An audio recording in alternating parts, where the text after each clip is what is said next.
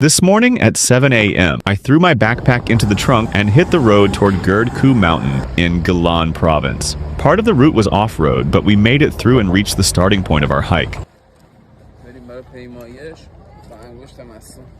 The trail was absolutely stunning, misty, fresh, and full of energy.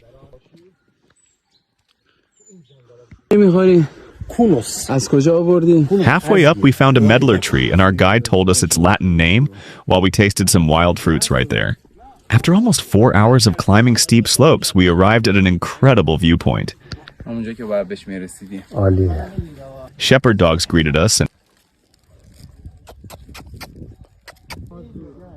mountain goats and sheep watched curiously. That was my half-day hike to Gerd-Kuh. Hope you enjoyed it. Subscribe and hit the bell. I'm here to show you the natural wonders of Iran.